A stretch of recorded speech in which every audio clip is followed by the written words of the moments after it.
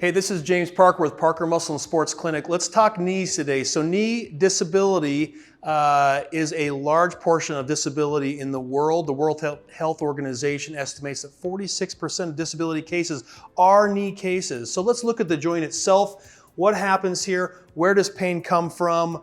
Where do injuries come from, chronic issues? So the knee's a large joint, it's a hinging joint, it hinges, okay?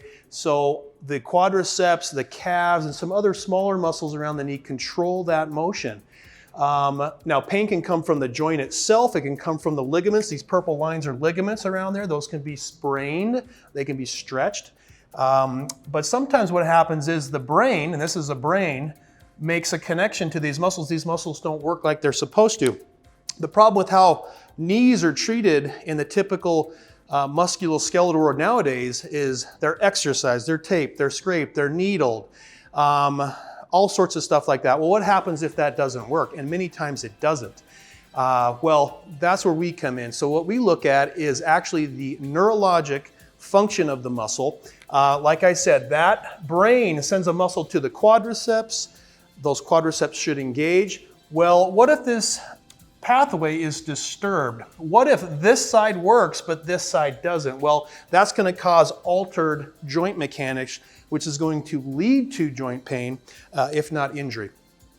So what we do is slightly different. We can isolate these specific muscles. We can determine which muscles aren't working. We can isolate these, target them, we treat them directly, and the results are immediate.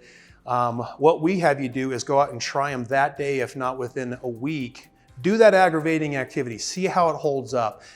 You will notice immediate results. So if you have knee pain, if you've tried the rehabilitation, if you've tried everything you can think of and you're not getting the results, well, you probably have muscle inhibition. Come in, we're going to do a thorough checkup.